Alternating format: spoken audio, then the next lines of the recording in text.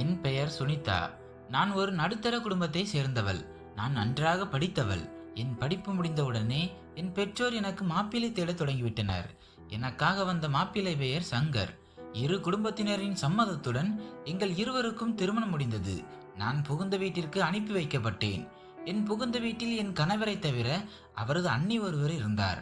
என் கணவரின் பெற்றோர் பல ஆண்டுகளுக்கு முன்பே இந்த உலகை விட்டு சென்று விட்டனர். அவர் அண்ணியும் ஒரு விதவையான பெண்மணி. அவரை நானும் அண்ணி என்றுதான் அழைப்பேன். அவருக்கு இந்த உலகில் யாரும் இல்லை.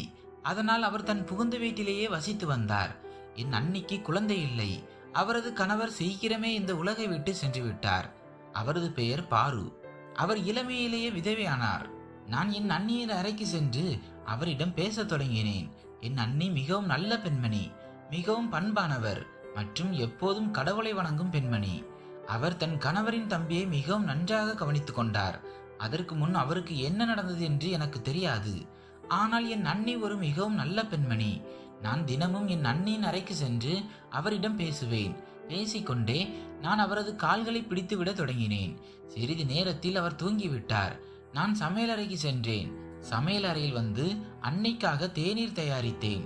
அதை அவருக்கு கொடுக்க அவர் அறைக்கு சென்றேன். பின்னர் சமையலறையின் எல்லா வேலைகளையும் முடித்துவிட்டு அன்னியின் உடைகளை இஸ்திரி செய்து அலமாரியில் வைத்தேன். நான் என் அறைக்கு செல்ல இரவு 11 மணி ஆனது. சங்கரும் தூங்க படுத்திருந்தார். நான் மட்டுமே வீட்டின் எல்லா வேலைகளையும் தனியாக செய்து வந்ததால் நான் மிகவும் பிஸியாக இருந்தேன். என் கணவர் மாலையில் வேலை முடிந்து வீட்டிற்கு வந்தபோது அவரால் எனக்கு நேரம் ஒதுக்க முடியவில்லை. ஏனென்றால் என் அண்ணி மாலை 5 மணிக்கு மேல் தன் அறையை விட்டு வெளியே வரமாட்டார். மேலும் ஒவ்வொரு சிறிய வேலைக்காகவும் அவர் என்னை அழைத்து கொண்டே இருப்பார். என் அண்ணியின் வேலைகளை செய்வதில் எனக்கு பெரிய மகிழ்ச்சி இருந்தது. நான் அவரிடம், நீங்கள் படுக்கையிலிருந்து ஒரு அடி கூட கீழே வைக்க தேவையில்லை, நான் உங்கள் எல்லா வேலைகளையும் நானே செய்து விடுவேன் என்று சொல்லி இருந்தேன்.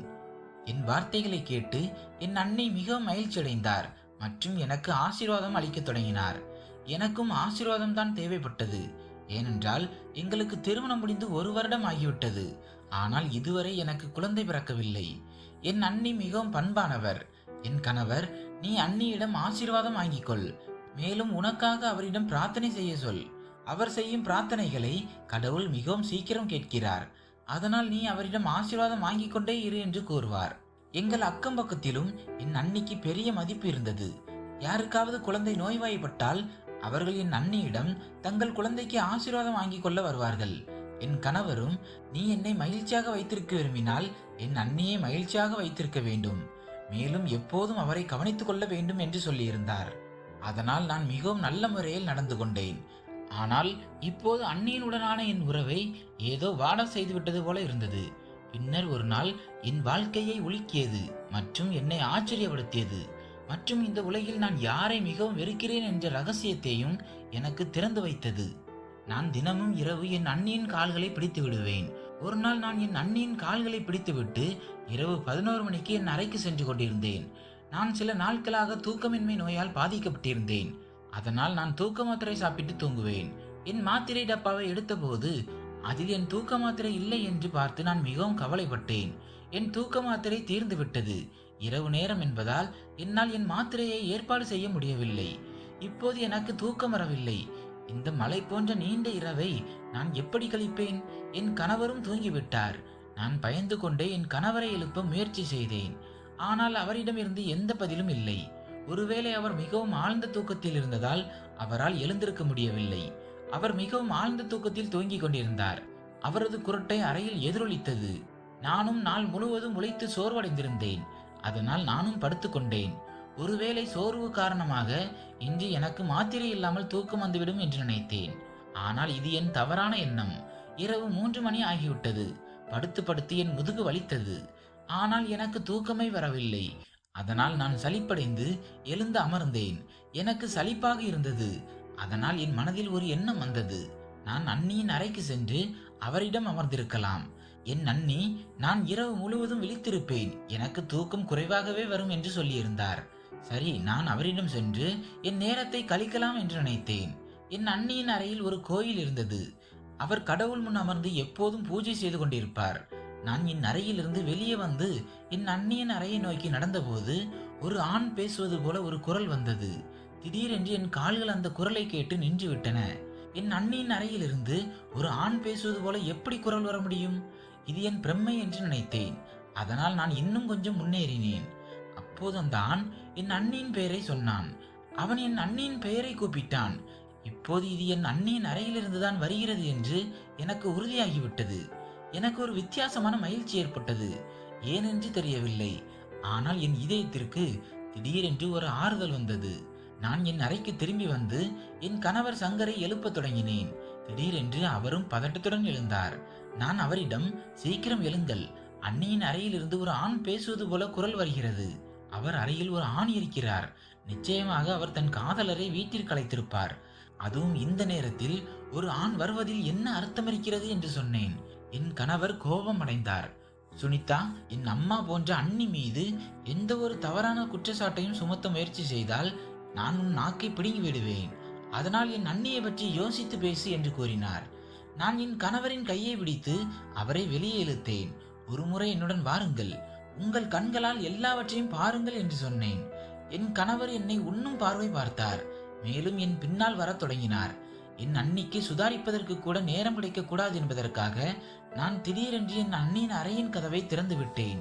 கதவை திறந்த பிறகு நானும் என் கணவரும் எதிரில் உள்ள காட்சியை கண்டு அதிர்ச்சியடைந்தோம். ஏனென்றால் என் அண்ணி கடவுளின் சிலையின் முன் கைகளை கூப்பி அமர்ந்திருந்தார். மேலும் பிரார்த்தனை செய்வதில் பிஸியாக இருந்தார்.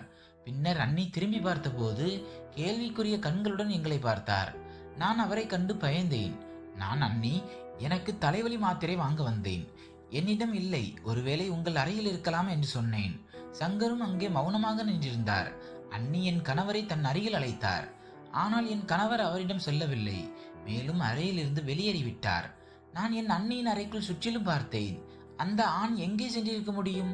அண்ணி திடீரென்று கோபமாகி, இப்போது நீ இங்கிருந்து போ, இங்கே ஏன் என்று என் முகத்தை பார்க்கிறாய்? இரவு வந்து என் பிரார்த்தனையில் தொந்தரவு செய்து விட்டாய் என்று சொன்னார். என் இதயம் அவரை கண்டு மிகவும் பயந்து விட்டது.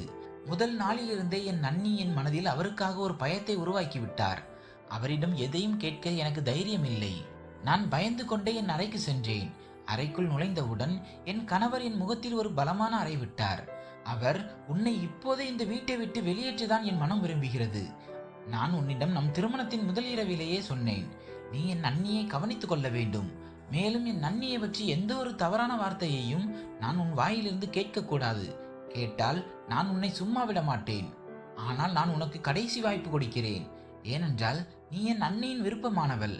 ஆனால் இன்றிலிருந்து உன் வாயால் அப்படிப்பட்ட எந்த ஒரு வார்த்தையையும் நீ பேசினால் நான் உனக்கு விவாகரத்து கொடுத்து இந்த வீட்டை விட்டு வெளியேற்றி விடுவேன். மேலும் நான் உனக்கு விவாகரத்து கொடுத்து விட்டேன் என்று கவலைப்படவும் மாட்டேன். உனக்கு புரிகிறதா என்று கூறினார்.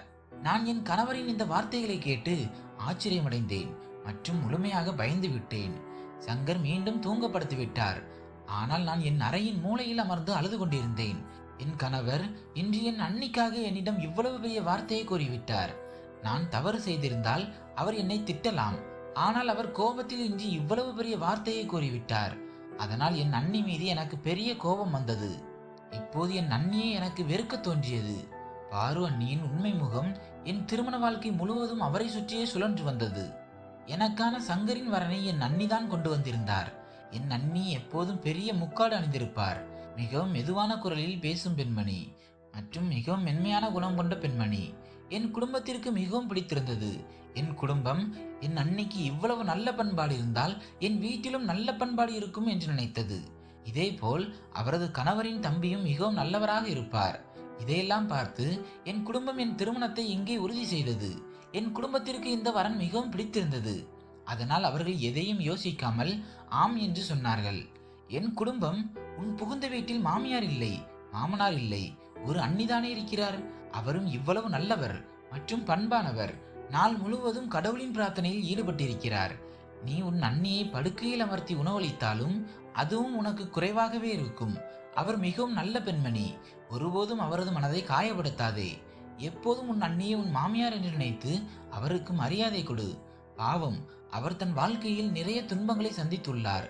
திருமணத்தின் ஆரம்ப நாட்களிலேயே பாவம் விதவையாகிவிட்டார். அவர் நீண்ட காலமாக தன் கணவரின் தம்பியை கவனித்துக் கொண்டிருக்கிறார். அதனால் உன் அண்ணியை மிகவும் கவனித்துக்கொள் என்று சொன்னார்கள். நான் என் பெற்றோர் சொன்னதை நன்றாக புரிந்து கொண்டேன். திருமணத்தின் முதல் இரவிலேயே என் கணவர் என்னிடம், நீ எப்போதும் என் அண்ணியை கவனித்துக்கொள். என் அண்ணி எனக்கு அம்மா போன்றவர். நீ அவரை மகிழ்ச்சியாக வைத்திருந்தால் நான் உன்னுடன் மிகவும் மகிழ்ச்சியாக இருப்பேன் என்று விளக்கினார். சங்கர் சொன்ன ஒவ்வொரு வார்த்தையும் என் மனதில் இன்றும் எழுதப்பட்டுள்ளது. அன்றிலிருந்து நான் எப்போதும் என் அண்ணியை கவனித்துக் கொண்டேன். அவருக்கு எப்போதும் சேவை செய்தேன். என் அண்ணியை என் எல்லாமே என்று நம்பினேன். சங்கர் எப்போதும் என்னை பாராட்டுவார். ஆனால் மாலையில் சங்கர் அலுவலகத்திலிருந்து வீட்டிற்கு வரும்போது அவர் பல மணி நேரம் தன் அண்ணியின் அறையில் அமர்ந்திருப்பார். அடுத்த நாளும் அதே போல்தான் நடந்தது. மாலையில் சங்கர் அலுவலகத்திலிருந்து திரும்பிய போது தன் அண்ணியின் அறையில் அமர்ந்தார். மேலும் சுமார் 2 மணி நேரம் கழித்து அண்ணியின் அறையிலிருந்து வெளியே வந்தார். அவர் வெளியே வந்தபோது மிகவும் கோபமாக காணப்பட்டார். அவர் என்னிடம் சிறு சிறு விஷயங்களுக்காகவும் தன் கோபத்தை காட்டினார். நான் அவரிடம் காரணத்தை கேட்டபோது, நான் திருமணத்தின் முதல் இரவிலேயே உனக்கு சொன்ன விஷயங்களை நீ மறந்துவிட்டாயா? நான் என் அண்ணியை கவனித்துக் கொள்ள வேண்டும் என்று சொன்னேன். ஆனால் நீ மிகவும் பொறுப்பற்றவள் என்று சொன்னார். அவர் இதை சொன்னபோது என் இதயம் உடைந்தது. அன்னைக்கு என் எந்த விஷயம் பிடிக்கவில்லை என்று தெரியவில்லை. எனக்கு மிகவும் அழுகை வந்தது. சங்கர் என் மீது கோபம் அடையக்கூடாது என்று எனக்கு பயம் இருந்தது.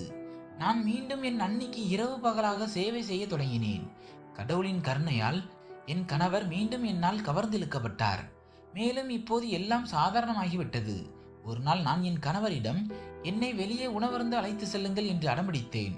நாங்கள் கணவன் மனைவியாக திருமணம் செய்ததிலிருந்து எங்கும் வெளியே செல்லவில்லை. இருப்பினும் எங்கள் திருமணம் முடிந்து இப்போது 1.5 வருடங்கள் ஆகிவிட்டன.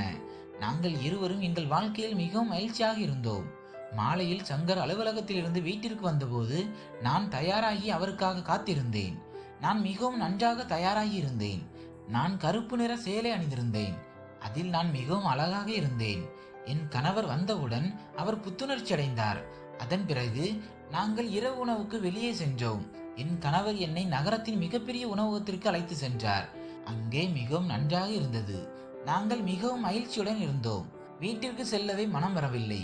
சங்கர் என்னிடம், இனி அவர் அடிக்கடி என்னை சுட்டி காட்டுவதற்காக வீட்டிலிருந்து வெளியே அழைத்து செல்வார் என்று வாக்குறுதி அளித்தார். ஆனால் அவரால் தன் வாக்குறுதியை காப்பாற்ற முடியுமா என்று எனக்கு தெரியவில்லை. ஏனென்றால் இந்த முறையும் அவரின் வற்புறுத்தலால் தான் வீட்டிலிருந்து வெளியே வந்திருந்தார். நாங்கள் வீட்டிற்கு திரும்ப இரவு 11 மணி ஆனது. ஆனால் நாங்கள் வீட்டிற்குள் நுழைந்த போது வீட்டிற்குள் இருந்த காட்சியை கண்டு திகைத்து விட்டோம். பாரு அண்ணி வீட்டின் முற்றத்தில் அமர்ந்திருந்தார். அவரது இரு கைகளிலும் அவரது கணவரின் புகைப்படம் இருந்தது. மேலும் அவர் சத்தமாக அழுது கொண்டிருந்தார். அவர் தன் கணவரின் புகைப்படத்தை பார்த்து, இப்போது நீங்கள் சென்ற பிறகு சங்கரும் மாறிவிட்டார் என்று அழுது கொண்டிருந்தார். சங்கர் என்னை பயத்துடன் பார்த்தார். சங்கர் அண்ணியின் கால்களை பிடித்து மன்னிப்பு கேட்டார். அதன் பிறகு அவரது கோபம் கொஞ்சம் குறைந்தது. ஆனால் சங்கரின் கோபம் இன்னும் அதிகமாகிவிட்டது. அவர் கோபமாகி என்னிடம், நீ என் அண்ணியின் பின்னால் ஏன் வருகிறாய்? நான் இல்லாத போது என் அண்ணியிடம் எப்படி நடந்து கொள்கிறாய்? அவர் எப்போதும் என்னிடம் உன்னை பற்றி புகார் செய்கிறார் என்று கூறினார். நான் அவரது வார்த்தைகளை கேட்டு திகைத்து விட்டேன். ஏனென்றால் நான் அவரிடம் ஒருபோதும் தவறாக நடந்து கொண்டதில்லை. மாறாக நான் இரவு பகலாக அவருக்கு சேவை செய்து கொண்டிருந்தேன். நான் என் கணவரிடம், நான் ஒருபோதும் அவரிடம் எந்த தவறும் செய்யவில்லை என்று உறுதியளித்தேன். ஆனால் அவர் என் வார்த்தையை நம்ப தயாராக இல்லை. பின்னர் நான் அவர் தலையில் கை வைத்து சத்தியம் செய்து, நான் அண்ணியை எப்போதும் நன்றாக கவனித்துக் கொள்கிறேன் என்று அவருக்கு உறுதியளிக்க முயற்சி செய்தேன். அந்த நேரத்தில் என் கணவரை சம்மதிக்க வைப்பது எனக்கு மிகவும் கடினமான வேலை என்று தோன்றியது. ஏனென்றால் அவர் என் எந்த ஒரு வார்த்தையையும் கேட்க தயாராக இல்லை. நான் என் அண்ணிக்கு நிறைய சேவை செய்திருந்தேன். ஆனால் அவர் என் கணவரிடம் என்னை பற்றி தான் புகார் செய்து கொண்டிருந்தார். இப்போது வாழ்க்கையில் மிகவும் முன்னேறி நாம் யாருக்காவது நல்லது செய்தால் அதற்கு பதிலாக முதலில் நமக்கு தீமைதான் கிடைக்கும் என்று எனக்கு உணர முடிந்தது. நாம் நம் வாழ்க்கையின் பெரிய சிக்கல்களை தீர்க்க முடியும். ஆனால் ஒருவரை நம்ப வைப்பது மிகவும் பெரிய விஷயம். இப்போது எனக்கு என் அண்ணியின் அறையிலிருந்து ஒரு ஆணின் குரல் வந்தபோது நான் இந்த பெண்ணின் உண்மையை கொண்டு வருவேன் என்று நினைத்தேன். இதற்கு முன்பு எனக்கு இந்த உணர்வு இல்லை. ஆனால் இப்போது எனக்கு என் அண்ணி மீது மிகவும் வெறுப்பு ஏற்பட்டது. என் திருமண வாழ்க்கையில் அவரால் கிரகணம் பிடித்து விட்டது. சங்கர் எப்போதும் தன் அண்ணியை பற்றியே கவலைப்பட்டு கொண்டிருந்தார். நான் அவருக்கு மற்றும் அவரது வீட்டிற்கு ஒரு வேலைக்காரியாகவே இருந்தேன். இப்போது நான் என் அண்ணியின் உண்மையை நானே அறிந்து கொள்வேன் என்றும் என் கணவரின் கண்களில் கட்டப்பட்டுள்ள துணியை அவிழ்த்து விடுவேன் என்றும் நினைத்தேன். நான் என் கண்ணீரை துடைத்துவிட்டு தூங்கப்படுத்திக் கொண்டேன். காலை என் கணவர் அலுவலகம் செல்ல எழுந்தபோது அவரது மனநிலை சாதாரணமாக இருந்தது. ஆனால் நானும் என் மனநிலையை சாதாரணமாகவே வைத்திருந்தேன். வழக்கம் போல் நான் என் வேலைகளில் பிஸியாக இருந்தேன். அப்போது என் அண்ணி திடீரென்று என்னிடம் வந்து என்னை முறைத்து பார்த்து என்னிடம், முந்தைய நாள் இரவு நீ என் அறைக்கு என்ன எடுக்க வந்தாய் என்று கேட்டார். நானும் அவரது கண்களை பார்த்து, நேற்று இரவு உங்கள் அறையிலிருந்து ஒரு ஆண் பேசுவது போல குரல் வந்தது. வீட்டில் ஒரு திருடன் நுழைந்து விட்டானா என்று எனக்கு மிகவும் பயம் ஏற்பட்டது. அதனால் நான் சங்கரை அழைத்துக் கொண்டு உங்கள் பக்கம் வந்தேன் என்று சொன்னேன். அண்ணி, உனக்கு வெட்கமில்லையா இப்படி யாருடைய அறையையும் எட்டி பார்ப்பதற்கு? நான் அறையில் இருக்கும்போது அறையில் திருடன் வரமாட்டான். உன் மனதில்தான் திருடன் நுழைந்திருப்பதாக தோன்றுகிறது. இந்த திருடனை நான் உன் இதயத்திலிருந்து எப்படி வெளியேற்றுவது? ஆனால் என்னிடம் ஒரு வழி உள்ளது. நான் உன் கணவரிடம் விவாகரத்து வாங்கி கொடுத்து உன்னை இந்த வீட்டை விட்டு வெளியேற்றி விடுவேன். நான் சங்கரிடம் உனக்கு விவாகரத்து கொடுத்து இந்த வீட்டை விட்டு வெளியேற்ற சொன்னால் அவரின் ஒரு வார்த்தையில் உன்னை இந்த வீட்டை விட்டு வெளியேற்றி விடுவார். மேலும் யோசிக்க கூட மாட்டார். உன் கையில் விவாகரத்து பத்திரத்தை கொடுத்து உன்னை இந்த வீட்டை விட்டு செல்ல செய்து விடுவார் என்று சொன்னார். நான் அவரது விவாகரத்து மிரட்டலை கண்டு மிகவும் பயந்து நடுங்கினேன். அதனால் நான் அவரிடம் எதுவும் சொல்லவில்லை, மௌனமாக இருந்தேன். வழக்கம் போல் இன்று இரவு நான் என் வழக்கத்தின்படி எல்லா வேலைகளையும் முடித்துவிட்டு என் அறைக்கு சென்றேன். தினமும் போல சங்கரும் தூங்கிவிட்டார். நானும் படுத்துக்கொண்டேன். ஆனால் என் காதுகள் இன்னும் வெளியேதான் இருந்தன. நான் ஒவ்வொரு சத்தத்திற்கும் பதட்டமடைந்தேன். பின்னர் இரவு 2 மணி ஆனபோது நான் மிகவும் தைரியம் கொண்டு என் கணவருக்கு நான் என் அண்ணியின் அறைக்கு செல்வது தெரியக்கூடாது என்பதற்காக மெதுவாக என் அறைக்கு வெளியே வந்தேன். இல்லையெனில் அவர் இந்த முறை முன்பை விட இன்னும் அதிகமாக கோபமடைவார். நான் மெதுவாக என் அண்ணியின் அறையை நோக்கி நடந்தேன். நான் என் காதுகளை அவரது ஜன்னலில் வைத்தேன். அண்ணி யாரிடமோ பேசி கொண்டிருந்தார். அப்போது நான் மிகவும் கஷ்டப்பட்டு என் நாட்களை கடத்துகிறேன். எப்போது இரவு வரும், எப்போது நான் உன்னை சந்திப்பேன் என்று நான் எப்போதும் காத்திருக்கிறேன் என்று சொல்லிக் கொண்டிருந்தார். பின்னர் ஒரு ஆண் பேசுவது போல ஒரு குரல் என் காதுகளில் வந்தது. அந்த ஆண், பாரு, என் நிலையும் இதுதான், நாம் இருவரும் ஒன்றாக இருக்க முடிந்தால் என்று சொல்லிக் கொண்டிருந்தார். நான் இவ்வளவு கேட்டுவிட்டு என் அறைக்கு திரும்பிவிட்டேன். ஏனென்றால் என் சந்தேகம் இப்போது நீங்கிவிட்டது. என் அண்ணியின் குணம் உண்மையில் மிகவும் மோசமாக இருந்தது. அவர் எந்த ஒரு பண்பான பெண்ணும் இல்லை. மாறாக அவர் பண்பு என்ற பெயரில் நாடகம் செய்து கொண்டிருந்தார். இப்போது நான் என் அண்ணியின் உண்மையான முகத்தை என் கணவருக்கு காட்ட விரும்பினேன். ஆனால் இந்த வேலை உலகின் மிகவும் கடினமான வேலை போல இருந்தது. ஏனென்றால் அவர் தன் அண்ணியை கண்மூடித்தனமாக நம்பினார். அவர் தன் அண்ணியை தன் அம்மாவாக நினைத்தார்.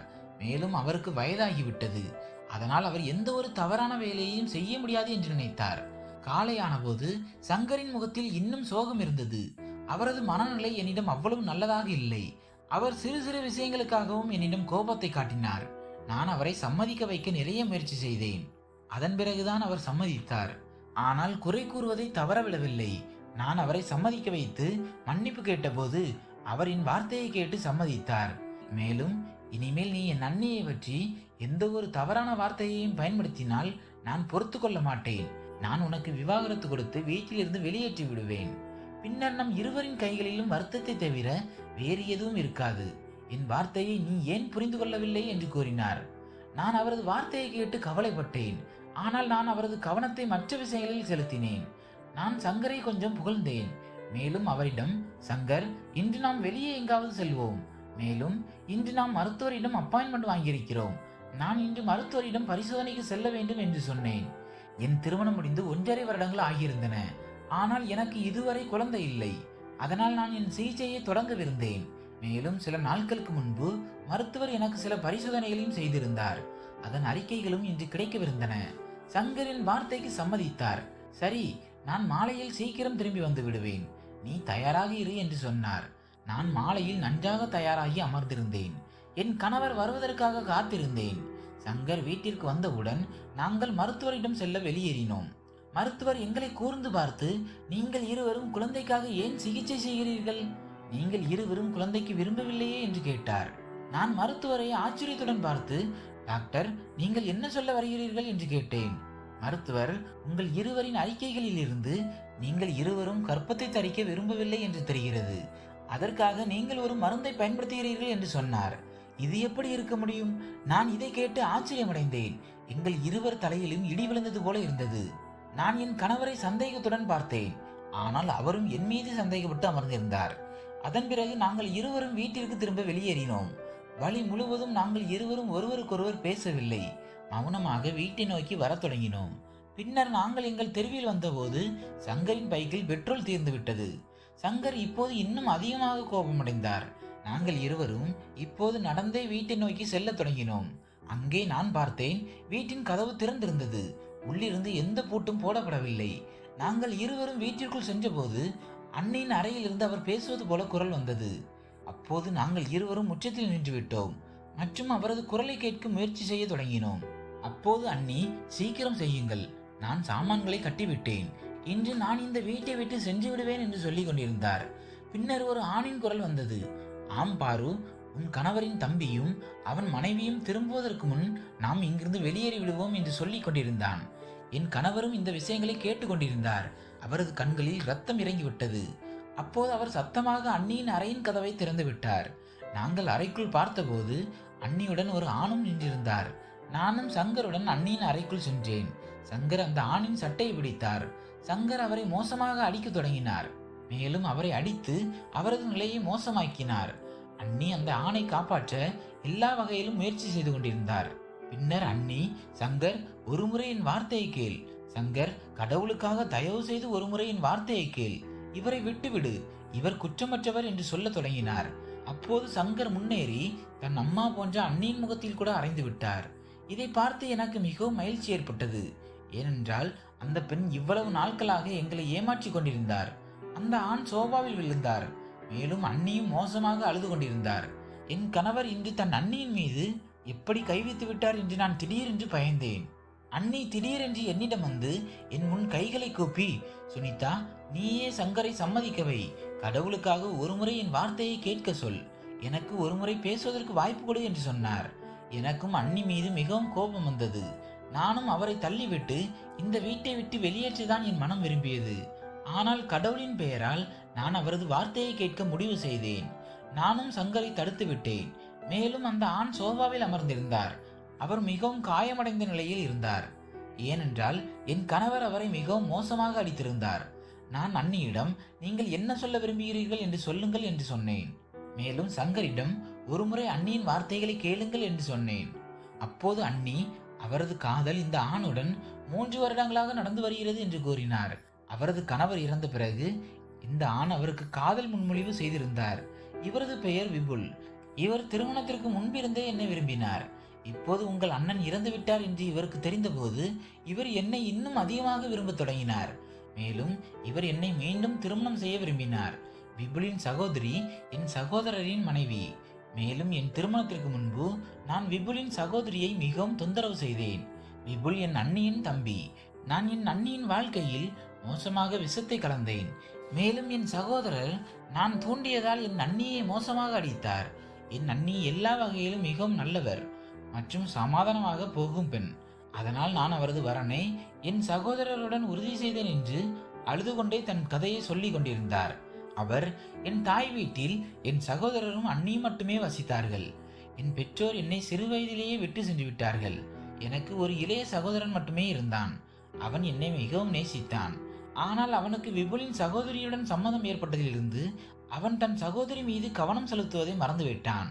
அப்போது இருந்து எனக்கு என் அண்ணியின் மீது வெறுப்பு ஏற்பட்டது. அதனால் நான் அவரை தொந்தரவு செய்ய தொடங்கினேன். மேலும் அவரது சிறிய புகார்களையும் என் சகோதரரிடம் சொல்லிக் கொண்டிருந்தேன். என் சகோதரர் என் பேச்சை கேட்டு அதிக கோபமாக நடந்து கொள்வார். அதனால் நான் என் அண்ணியை என் சகோதரரிடமிருந்து விவாகரத்து வாங்கி கொடுத்து என் தாய் வீட்டிலிருந்து அவரை வெளியேற்றினேன். அதன் பிறகு எனக்கு இங்கே திருமணம் நடந்தது. இந்த வீட்டில் தனியாக ராஜ்யம் செய்ய வேண்டும் என்று என் உத்தேசம் இருந்தது. ஆனால் என் விதியில் அது சாத்தியமில்லை. என் கணவர் திருமணமான 8 மாதங்களுக்கு பிறகு என்னை விட்டு சென்று விட்டார். அதன் பிறகு நான் இந்த வீட்டை விட்டு ஒருபோதும் செல்ல மாட்டேன் என்று நினைத்தேன். நான் இந்த வீட்டில் தனியாக ராஜ்யம் செய்ய வேண்டும் என்று விரும்பினேன். ஆனால் மக்கள், நீ உன் கணவரின் தம்பிக்கு திருமணம் செய்து வைக்க வேண்டும் என்று சொன்னார்கள். அதனால் உலக மக்களின் வார்த்தைகளை கேட்டு நான் என் கணவரின் தம்பிக்காக வரன் பார்க்க தொடங்கினேன். அதன் பிறகு நீ இந்த வீட்டிற்கு வந்தாய். நான் எப்போதும் சங்கரிடம் உன்னை பற்றி புகார் செய்தேன். அவர் உன் நாகரிகத்தை கேட்கக்கூடாது என்றும், அவர் அலுவலகம் சென்ற பிறகு நீ என்னிடம் மிகவும் மோசமாக நடந்து கொள்கிறாய் என்றும் சொன்னேன். நான் இந்த வீட்டில் என் உரிமையை நிலைநாட்ட உன்னை கீழே காட்ட விரும்பினேன். ஆனால் விபுல் என்னிடம் அவரது சகோதரிக்கு திருமணம் ஆனதிலிருந்து அவர் என்னை நேசித்தார் என்றும் என்னை திருமணம் செய்ய விரும்பினார் என்றும் கூறினார். ஆனால் அவர் தன் காதலை ஒருபோதும் என்னிடம் வெளிப்படுத்தவில்லை. என் கணவர் இறந்து விட்டார் என்று அவருக்கு தெரிந்தபோது அதன் பிறகு அவர் என்னுடன் பழகத் தொடங்கினார். என் அண்ணி, அதாவது விபுலின் சகோதரி, என் சகோதரரிடமிருந்து விவாகரத்து பெற்று விபுலின் வீட்டிற்கு சென்று விட்டார்.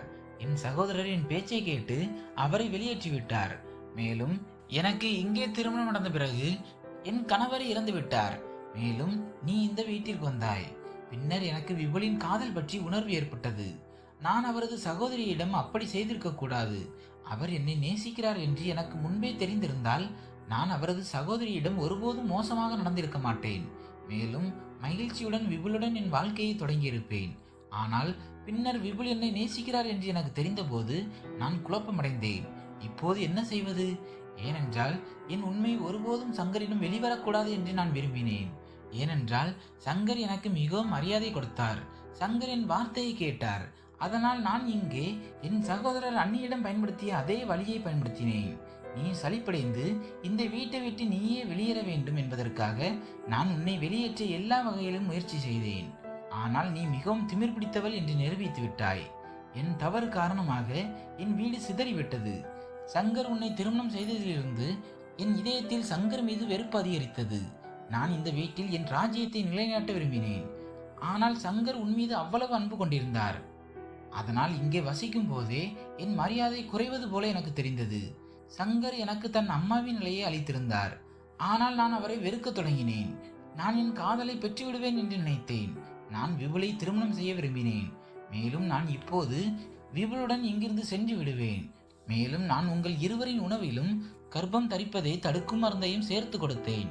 ஏனென்றால் உங்களுக்கு குழந்தை பிறந்தால் சங்கர் அந்த குழந்தை மீது இன்னும் அதிகமாக அன்பு செலுத்த தொடங்குவார். மேலும் என் மீதுள்ள தன் கவனத்தை மாற்றிக்கொள்வார். ஏனென்றால் நான் அப்படிப்பட்ட வாழ்க்கையை வாழ விரும்பவில்லை. பொதுவாக விதவை பெண்களுக்கு மதிப்பு இருக்காது. ஆனால் நான் அப்படி விரும்பவில்லை. இந்த வீட்டில் என்னை தலைவியாக வைத்திருக்க வேண்டும் என்றும் எல்லா வேலைகளும் என் விருப்பப்படி நடக்க வேண்டும் என்றும் நான் விரும்பினேன். இதுதான் நீங்கள் இன்னும் கர்ப்பம் தரிக்கவில்லை என்பதற்கான காரணம். விபுல் என்னிடம் நீ என்னுடன் ஓடிவா என்று நீண்ட நாட்களாக சொல்லிக் கொண்டிருந்தான்.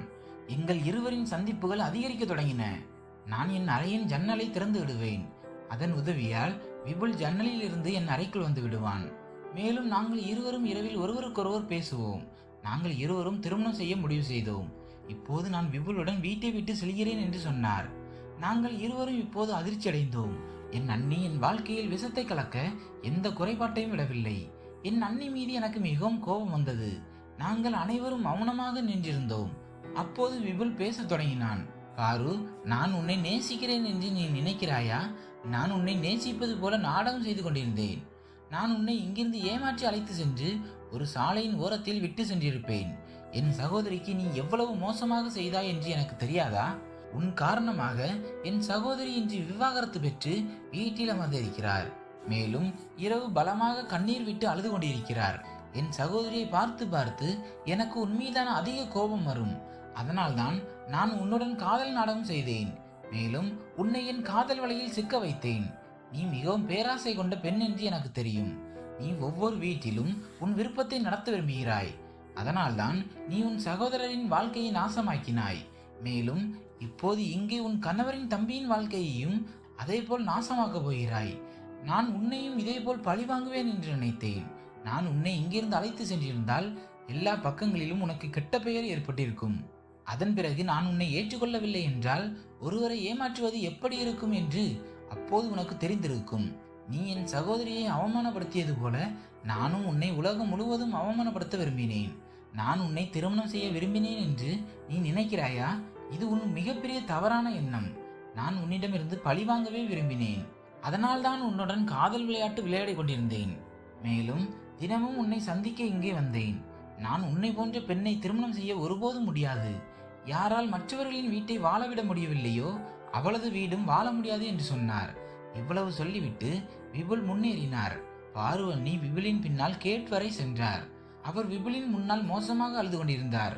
அவர் தயவு செய்து என்னை அழைத்து செல்லுங்கள். நீங்கள் எனக்கு பெரிய துரோகம் செய்து விட்டீர்கள். நான் உங்கள் சகோதரிக்கு என்ன செய்தேனோ அதற்காக என்னை மன்னித்து விடுங்கள். ஆனால் தயவு செய்து என்னை ஏற்றுக்கொள்ளுங்கள் என்று சொல்லிக் கொண்டிருந்தார். ஆனால் விபுல் அவரது ஒரு வார்த்தையையும் கேட்கவில்லை. மேலும் அவரை தள்ளிவிட்டு வீட்டிலிருந்து வெளியேறிவிட்டார். அதன் பிறகு சங்கர் அண்ணியின் கையை பிடித்து அவரை அவரது அறையில் பூட்டிவிட்டார். அவர் தன் அண்ணியை தன் அம்மா போல நினைத்திருந்தார். ஆனால் அவரது அண்ணி அவரது வாழ்க்கையில் விஷத்தை கலந்து கொண்டிருந்தார் என்று தெரிந்ததும் அவர் அதிர்ச்சியடைந்தார். இந்த சம்பவத்திற்கு 3 நாட்களுக்கு பிறகு என் கணவர் பாரு அண்ணியை ஒரு 50 வயது ஆளுடன் திருமணம் செய்து வைக்க முடிவு செய்தார். அண்ணி இந்த திருமணத்தை செய்ய தயாராக இல்லை. ஆனால் என் கணவர், இப்போது என் அண்ணன் இந்த உலகில் இல்லை. அதனால் இந்த வீட்டிலும் இந்த சொத்திலும் உனக்கு பங்கு இல்லை. அதனால் நீ இப்போது இந்த வீட்டில் இருக்க முடியாது. நான் உன்னை இப்படி சீரழிய விட முடியாது. நீ ஒரு பெண், அதனால் உனக்கு மரியாதை கொடுக்கிறேன். இந்த ஆளை திருமணம் செய்து கொண்டால் உன் வீடும் நிலைத்து விடும். இல்லையெனில் நான் உன்னை அடித்து இந்த வீட்டை விட்டு வெளியேற்றி விடுவேன். உனக்கு என்று யாரும் இல்லை என்று எனக்கு நன்றாக தெரியும். அதனால் தான் நான் உன்னை தெருவில் அலைய விட விரும்பவில்லை. நீ திருமணம் செய்து கொள்வது மற்றும் உன் வாழ்க்கையை தொடங்குவதுதான் உனக்கு சிறந்தது என்று கூறினார். என் அண்ணி இப்போது தோல்வியை ஒப்புக்கொண்டார். அதனால் அவர் திருமணம் செய்வதுதான் சிறந்தது என்று நினைத்தார். மேலும் அந்த 50 வயது ஆளுடன் திருமணம் செய்து கொண்டார். சங்கர் அவரை வழி அனுப்பியதும் அவரிடம் இன்றிலிருந்து உனக்கும் எனக்கும் இருந்த உறவு முடிந்துவிட்டது. நீ உன் வாழ்க்கையை தொடங்கு, அதுதான் உனக்கு நல்லது. நீ அங்கிருந்து மீண்டும் என் வீட்டிற்கு வந்தால் நான் உன்னை இந்த வீட்டில் வைத்துக் கொள்ள மாட்டேன். ஏனென்றால் இப்போது இந்த வீட்டில் உனக்காக மீதம் இருக்க எதுவும் இல்லை. இந்த வீட்டின் கதவுகள் உனக்காக எப்போதும் மூடப்பட்டு விட்டன என்று கூறினார். அண்ணி அழுது கொண்டே தன் கணவருடன் சென்று விட்டார். அண்ணி சென்ற பிறகு என் கணவர் என்னிடம் கைகளை கூப்பி மன்னிப்பு கேட்டார். நான் என் கணவரை மன்னித்து விட்டேன். இப்போது நான் என் கணவருடன் மிகவும் மகிழ்ச்சியாக இருக்கிறேன். சிறிது நேரத்திற்கு பிறகு நான் ஒரு அழகான மகளுக்கு பிறப்பு கொடுத்தேன். அண்ணியுடன் இருந்த எங்கள் எல்லா உறவுகளும் முடிந்து விட்டன. இப்போது நான் என் புகுந்த வீட்டில் மிகவும் மகிழ்ச்சியாக வாழ்கிறேன். என் முழு வாழ்க்கையும் மகிழ்ச்சியால் நிரம்பிவிட்டது. என் கணவர் என் மீது அன்பு செலுத்துகிறார். மனிதன் என்ன செய்கிறானோ அதைத்தான் அவன் தன் வாழ்க்கையில் அனுபவிக்கிறான். என் அண்ணியும் அதேபோல்தான் செய்தார். விபுல் அவரிடமிருந்து பழிவாங்கவே நினைத்து கொண்டிருந்தான். மேலும் அவனது பழிவாங்கல் முடிந்தவுடன் அவன் அண்ணியை விட்டு விட்டான். இப்போது அண்ணி தன் வாழ்க்கையில் மகிழ்ச்சியாக இருக்கலாம். ஆனால் அவர் என்ன செய்தாரோ அது மிகப்பெரிய தவறு. நண்பர்களே, இந்த கதை உங்களுக்கு பிடித்திருந்தால் வீடியோவை லைக் செய்யுங்கள். நமது சேனலை சப்ஸ்கிரைப் செய்து கொள்ளுங்கள். நன்றி.